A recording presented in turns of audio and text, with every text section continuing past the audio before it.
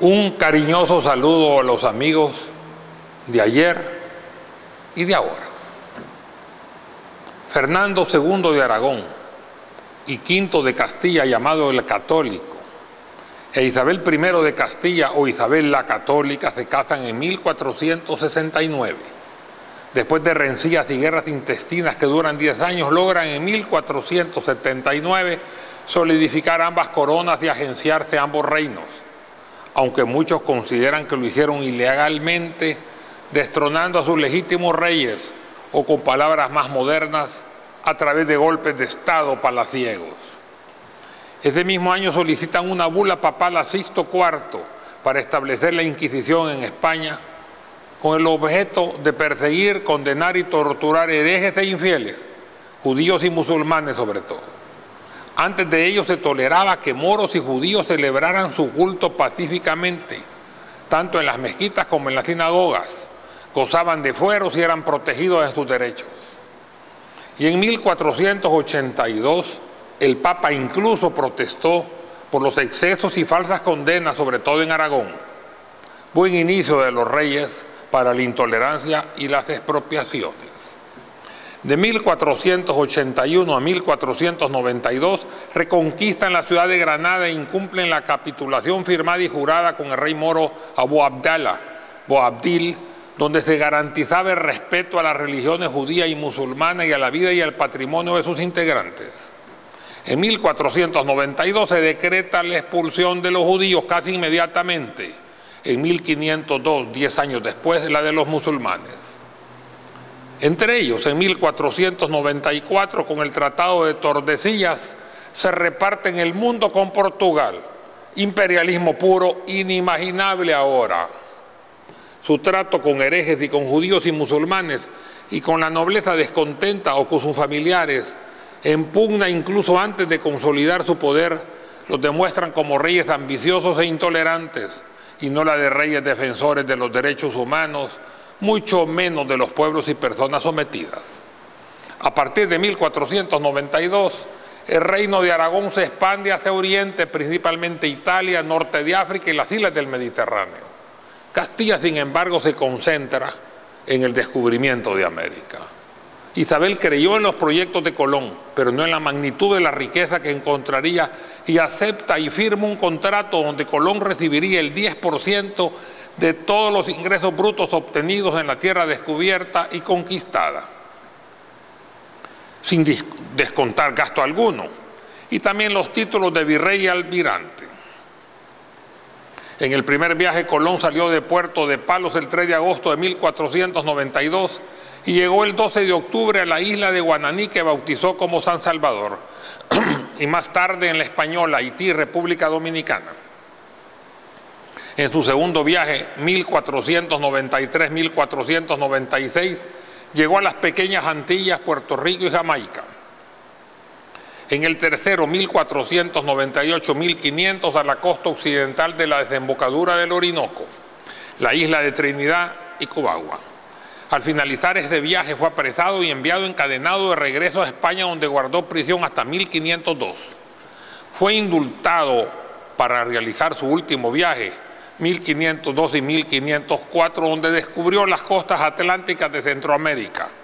Regresó a España y fue llevado inmediatamente a la cárcel de Valladolid, para la sorpresa de Colón, que creía que estaba prácticamente liberado, y hasta donde salió definitivamente, únicamente y hasta que renunció al contrato que le garantizaba el 10% de las riquezas, aunque no a su título de almirante y demás menciones honoríficas. Es evidente que la causa de su encarcelamiento fue forzar la renuncia de sus ganancias, las cuales eran exorbitantes para un solo individuo. Sin embargo, hoy, como siempre, tratando de cambiar la historia, se quiere justificar que la causa del encadenamiento y encarcelamiento y despojo de Colón fue por las atrocidades que cometía contra los indios en América, volviendo a los reyes de un plumazo como defensores de los indios. Este argumento no soporta ni el más leve análisis. Nadie considera a Colón como un personaje benévolo y benefactor de los indios. Los trataba mal e incluso los torturaba, como era la tónica generalizada de la conquista. Y ahora las preguntas. ¿Por qué Colón fue apresado? ¿Por qué salió libre para realizar un nuevo viaje, nuevas conquistas, más oro y nuevos esclavos? ¿Por qué fue nuevamente encarcelado inmediatamente a su regreso? ¿Por qué fue liberado definitivamente a renunciar a sus riquezas? Las torturas atribuidas a Colón palidecen ante las torturas de los otros conquistadores. Que Colón tenía esclavos, claro, el 10%. El otro 90% cerraba con el sello de los reyes. En el diario de navegación de Colón, en 1493, dirigidos a los reyes católicos y al tesorero real Luis de Santángel, se perfila la causa del viaje: la búsqueda de riqueza y la contabilidad del 90% detallado para la corona española. Si Colón hubiera sido encarcelado por indios, está claro que se lo merecía, pero encarcelado por la corona española, que se lucró y aprovechó de él, es una insoslayable ingratitud, y eso es claro y evidente. Mucho se ha hablado de la crueldad de la conquista europea de América, lo cual ha sido fomentada por los odios históricos y la competencia entre los mismos países europeos. A España se le ha señalado como la más cruel entre todos los conquistadores, y sobre ella se ha tejido la leyenda negra que la desacredita en grado sumo y que ha sido alimentada principalmente por escritores de Inglaterra, Francia, Portugal y Holanda, sus eternos rivales. España no niega las acusaciones, sino que contraataca aduciendo que sus acusadores fueron todavía más crueles y más sanguinarios que ellos, los que nos lleva a la conclusión que todos fueron solidariamente culpables y tremendamente salvajes y crueles. Nosotros consideramos que toda la conquista de América fue salvaje y sanguinaria, y que España, fuera de esa crueldad manifiesta, fue tal vez la menos cruel todavía de todas esas conquistas. La crueldad de la conquista española disminuyó en gran parte por la participación activa, aunque un poco tardía, de la Iglesia Católica con la llegada del clero regular, franciscanos, dominicos, agustinos, jesuitas y más tarde de otras congregaciones menores. Esto dio inicio al surgimiento de escuelas, monasterios, parroquias, pueblos y misiones, e incluso de defensores de los indios, entre ellos Fray Bartolomé de las Casas. Como él mismo lo dijo, sin embargo, desde un principio se impidió por los conquistadores que fuese predicado el cristianismo a los indios, porque les parecía que era impedimento para adquirir el oro y las riquezas que les prometían sus codicias. En un principio se afirmó que los indios carecían de alma y que no eran seres racionales. Esto les permitió tratarlos como animales, esto es, peor que esclavos. Y esto fue aceptado y sostenido hasta 1537, 45 años después del descubrimiento. La capacidad racional de los indígenas y por tanto disponer de un alma humana y tener por consciente derecho para recibir sacramentos, tener libertad e instrucción, fueron reconocidos hasta por la bula Sublimis Deus, expedida en 1537 por el Papa Paulo III. Después de esa fecha, la conquista fue despiadada, pero no tan cruel, haciendo hincapié únicamente en la supuesta inferioridad cultural para justificar el argumento que los europeos venían a civilizar, culturizar o evangelizar, de modo que si los naturales ofrecían resistencia, era lícito que sufrieran la guerra justa, basados en el concepto aristotélico de que algunos estaban destinados a ser esclavizados y otros a dominar. Podemos hablar con llaneza de un terrorismo medieval europeo. En 1571 la Inquisición, establecida en España en 1527, se estableció en América con el objeto de perseguir, juzgar, condenar y matar a los que ponían en peligro la fe. No obstante lo anterior, su aplicación en América fue mucho menos violenta y cruel que la aplicada en el continente europeo.